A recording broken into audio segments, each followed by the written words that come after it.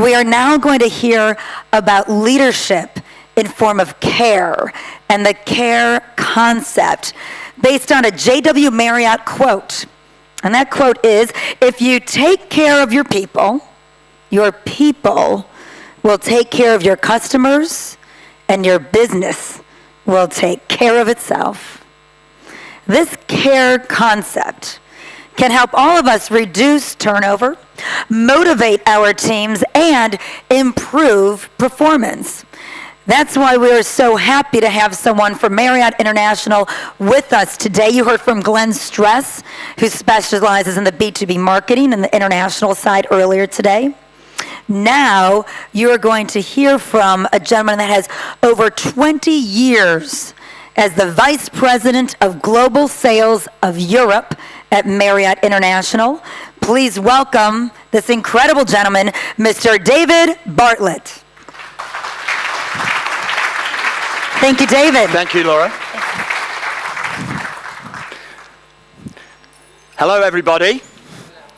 Hello.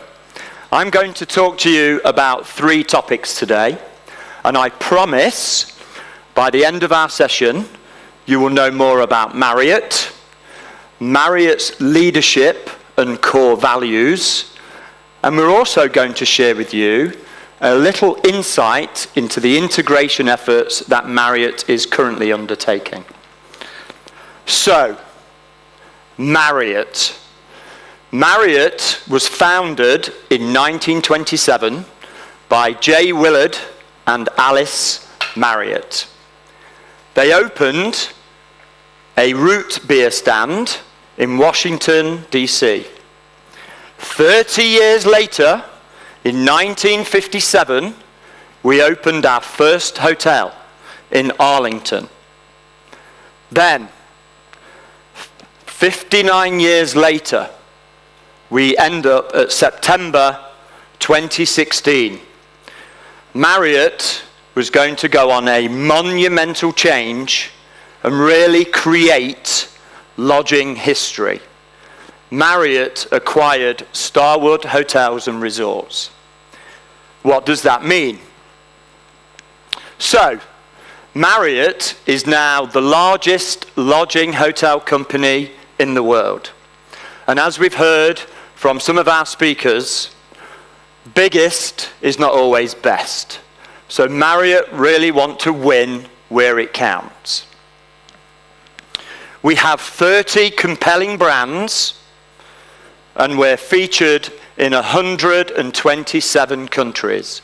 We are truly global in scope. The other important point is we have 110 million reward members. So that's Marriott. The glue that really holds the company together is Marriott's leadership and core values. You heard earlier a famous quote by J. Willard Marriott. If you take great care of your people, they will take great care of the customer, and the customer will return. So what does that mean? Our first core value is putting people first. We all know that people are the lifeblood of any organization. So let me add a little bit of context to that. As a Marriott leader, it is your responsibility to ensure our associates have personal growth. And you noticed I said associate. We don't call our employees employees. We call them associates because we want them associated with our business. It's also, as a Marriott leader, we have to ensure that our people take good care of themselves. So, well-being, personal well-being, to ensure that we set them up really for future success. As a Marriott leader, it's really our responsibility to catch people doing the right thing. Quite often in companies, and Marriott have been at fault at this in the past, we like to catch people doing the wrong thing. but it's so important to catch people doing the right thing, whether it's big or whether it's small. I often think that saying thank you is really a lost nicety in today's business. So we're really focused on motivating our teams in the desired direction, which ultimately drives our performance. Another fundamental value of Marriott is that we pursue excellence in everything we do. We know as corporate event organizers, you pursue excellence with delivering fantastic and flawless event execution. Another important value is we serve our world. We want to make sure that we take care of our world. You know, we're focused on spirit to serve our communities. So if there's a natural disaster and Marriott have a property in that location, we'll ensure we're donating money, but more importantly, our people are really giving back to that community. The other core value is embracing change. And boy, since the integration of Starwood, we have really embraced change. So what I want to do now is I want to call up my partner in crime, Glenn. So Glenn, please come to the stage. So in 2017, our discipline, so the global sales organization, went through a monumental infrastructure change. We had 3 legacy organizations. We had Marriott, Ritz-Carlton, and Starwood. And we were tasked within 6 months to bring it into one organization. And there was really a lot of learnings. So what we're going to do now, Glenn came from the Starwood organization. So I'm going to ask Glenn, and I'm going to take a seat next to him. Go right ahead. Of course. Hello. Are you sick of me yet? Have a seat. You're sick of me. Did you have a good night last night? I did, thank you. I didn't see you on the dance floor, though. I did not, no, exactly. I saw Christine though. She's got some rhythm, I tell you. So thank you for agreeing to partner with me today. Mm-hmm. So since you joined Marriott, what have you liked? What would you change? Can you share some insights with us? Yeah, you know, I really have a unique experience because of the fact that, you know, David and I come from competing companies, and you know, we can tout about Marriott and how successful it was from the outside, but I was there on the inside, and I was acquired, and there's a great sense of loss that goes with that, because I was a part of Starwood, and you know, for this great company that we built that did some amazing things, for that to suddenly be going away was incredibly hurtful for myself and a lot of colleagues. So as you can imagine, when all this happened, it was a very trying time for people, and a very personal, and it meant different things to different people. As a company, Marriott really looked to a couple of examples in related to airline mergers, because in the U.S. we had American and U.S. Airlines merging together, and then we had United and Continental, and one of them was horrible and one was much better. So we took the model of the better one, and the company decided to go and kind of like follow that same kind of structure in terms of integrating. And the way they did it was a phased approach, as opposed to doing everything all at once. So as a result, it was really a much more slow journey, if you will, and it really gave people the opportunity to really take time and take stock in terms of where they were going next. So the first thing that they did is they actually gave everyone at Starwood end dates, which is a little traumatic at first. So like, wow, okay, to see a paper in writing with your name on it, and this is the date that your employment ends. And everyone got at least 6 months, and we had plenty of time. And so what happened actually was, as soon as that stuff started to happen and the dates were given out, and that was all by function and by geography and based on need, what wound up happening was some people chose to jump ship right away. They said, you know what, I'm not sticking around for this. I'm not sticking around for another year. I'm out. I don't want to go through this. There are plenty of opportunities. They left right away. Then there were others, kind of like my boss who lived in Seattle. She's like, you know what? I'm not going to commute to DC. Instead, I'm going to ride it out. going to have this as a learning experience to get on my CV, being a part of the largest hospitality merger in history, and I'm going to collect my severance at the end and just go on to something else. And then there were people like myself who, really decided, you know what, let's give it the benefit of the doubt and see what opportunities lay ahead. So really, the most important piece of that was that people were really empowered to make their own decisions and do things that they were more comfortable with. And some people had different things going on in their life. A colleague of mine, someone who worked for me, was pregnant, but she didn't say that at the time. So she chose to stay because she didn't want to disrupt yet another aspect of her life. Other people were ready to move on, maybe more relocatable. Every person took it very individually, and they were able to act according to what their needs were. So I think we found it actually very empowering, which is really great.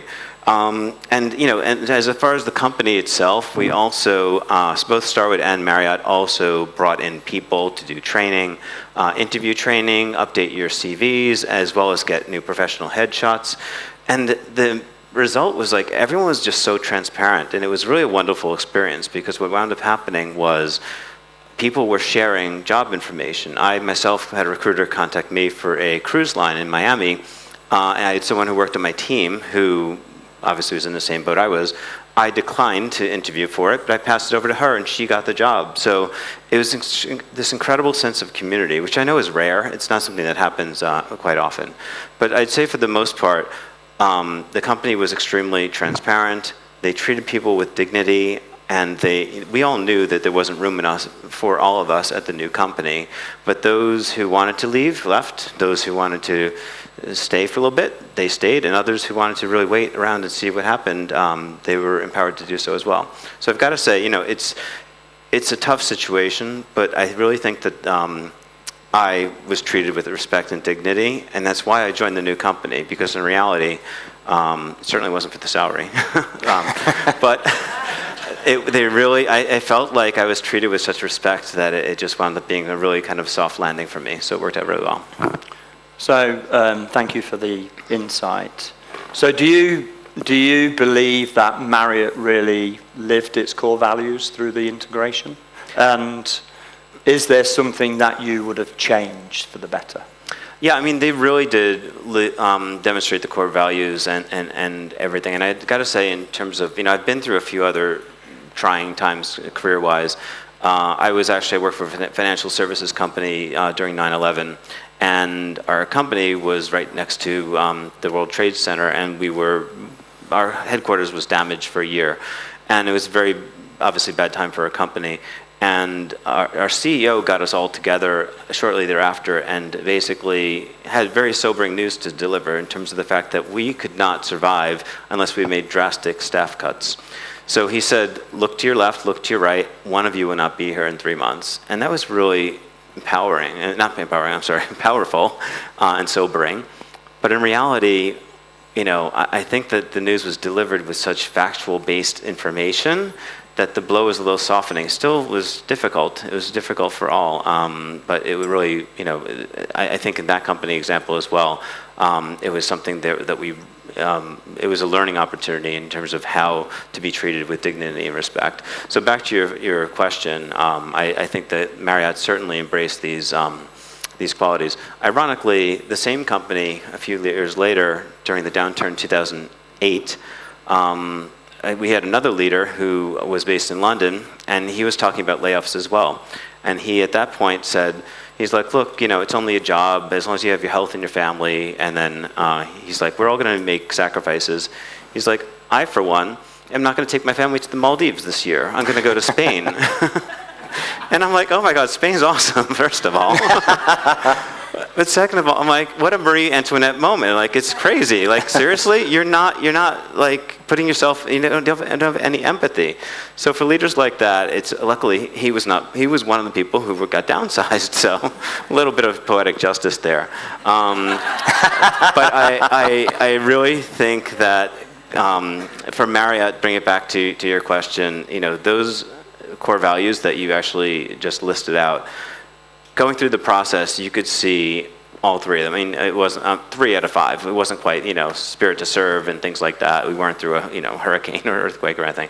But like I said, it was really done with so much integrity, and I truly believe that.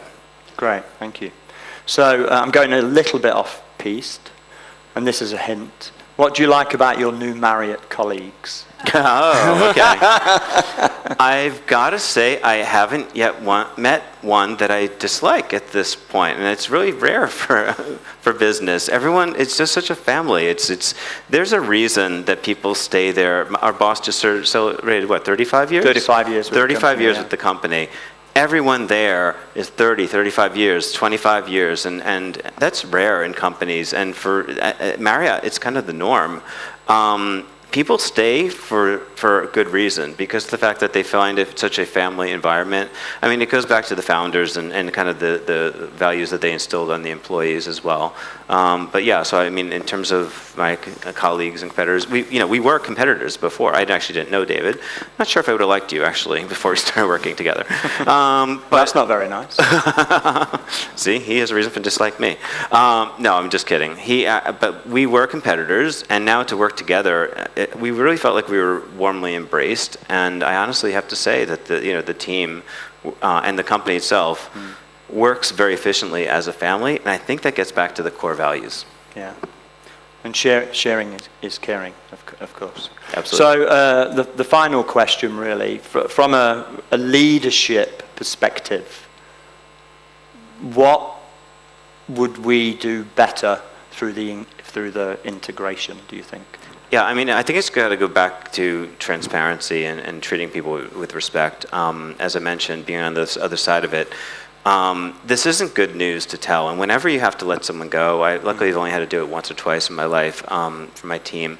But the facts are the facts, and there's no way to sugarcoat it. It's just worse when you actually try to coat bad news with a positive message. So in reality, being transparent, being fact-based versus emotional, our revenue is down X percent. This is why our staff needs to be reduced by this percent, and this is why your job's eliminated. Like, those things are very much factual. You can't argue with that. So I think, in terms of being transparent, having empathy for the other person, because in reality, back to my leader from London who had to endure going to Spain, he didn't have that kind of feeling for empathy and for another person. So I think that, to summarize, we call it the fuzzy feeling. Warm and fuzzy, exactly. But no, back to your point in terms of I think, for leadership and for my advice to other people going through any difficult times as leaders is to really put yourself in the other person's shoes, give fact-based information, and be as transparent as possible. That's great. I thought I would share with you some of the leadership lessons that I went through as part of the integration, because as you may well know, in Europe we have so many complex labor laws, whether it's in France, whether it's in Belgium, whether it's in Italy. And for me, there was 3 things that really stuck out. Was, like Glenn said, to be transparent, have really regular communication, be humble, and for me, most importantly, was to really listen intently.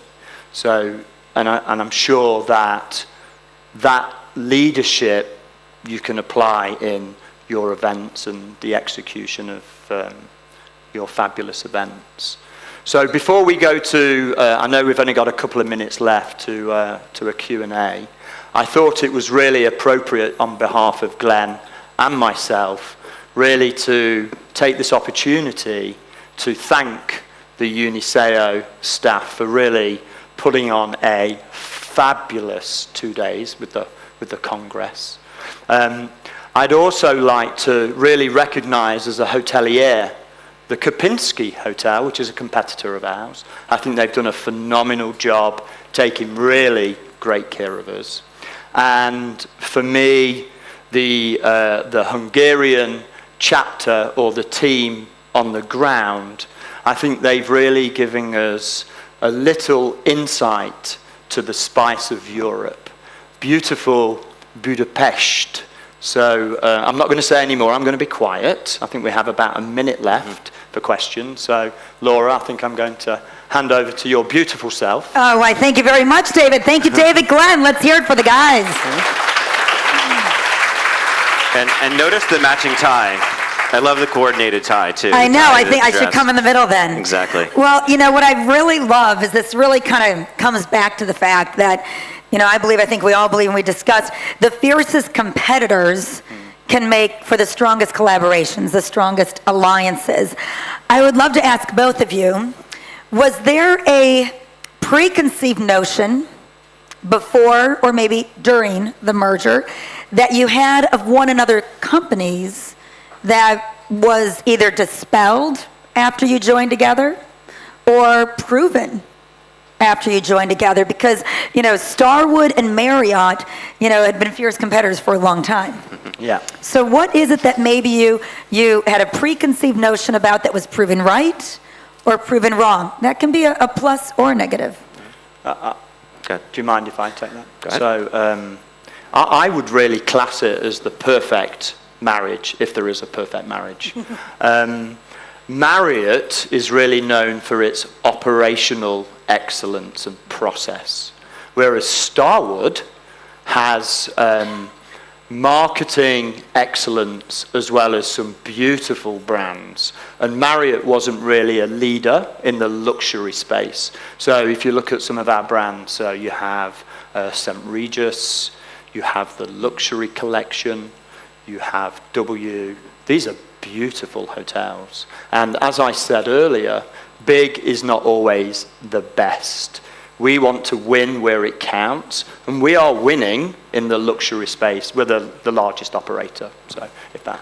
No, that was very good. Very good. How about for you, Glenn? Yeah, I mean, we were competitors for so long, and like I said, you know, I think the biggest misgiving that I had or perception was that Marriott was not very innovative. I really thought that they, you know, Starwood was known for innovation, and I kind of saw that they were copying us in a lot of ways. But then once I got inside, I realized that it's just such a behemoth beast, and in reality, it's just the operations of it, they're slow to market, but they do everything with such prowess. So quite honestly, Starwood was a lot of smoke and mirrors. We did things great, but they didn't really work. It's marketing. Anyway, but Marriott really perfected the innovation, and they were much more innovative than I thought. And getting inside and seeing what was in development, plus how they were operationalizing some of these like really leading digital things was quite eye-opening. I'll just do one more question. What about the care concept when it comes to work-life balance inside the now Marwood, the new Marriott, which has encompassed all of it? You've got, you know, a larger staff, more properties, more people to care about, not just your customers and your guests at the hotels, but your associates, as you discussed. You certainly make them an associate of your brand, an ambassador of your brand. How do you keep them healthy at the core to still appreciate that brand all these years later? We talked about this last night, actually, didn't we, in terms of taking off on holidays. Yeah. Well, I'll give you one example. So all our senior executives at corporate headquarters all lost weight in the first 6 months, and they called it the Starwood diet. So that's a good thing, right? But I'm a proponent with my team is that whenever I go on vacation, and typically it's 2 to 3 weeks, I don't take any electronics with me. I don't take my laptop, I don't take my phone, because I really need to connect back with my wife and my children. So a lot of people, what I find is that people are on vacation, but they're checking emails, and they're in and they're out and they're in. For me, you're either in or you're out during vacation. So I tell all my people you need to take the holiday, recharge, and re-energize. Do you feel that you lose any productivity because of that? No.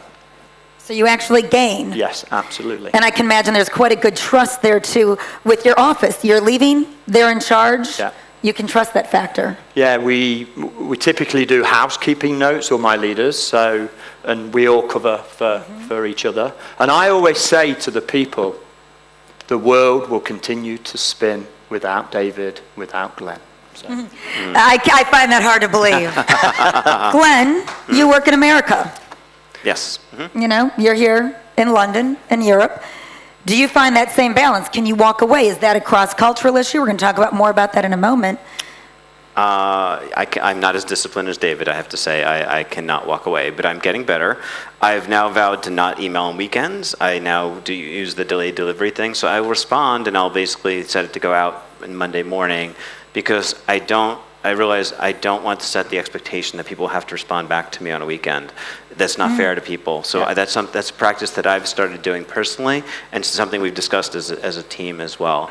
I feel like when I'm on holiday and and kind of step away, I try to be like a stealth person. So I'm monitoring emails, and then I kind of under the radar screen feed it to people, like, hey, answer this way or answer that way, so that I'm not really responding. So there's no expectation that I'm going to be actually monitoring and everything, but yet I want things to keep moving. So, but my partner at some point actually went and locked my work phone in the hotel safe. That was a policy.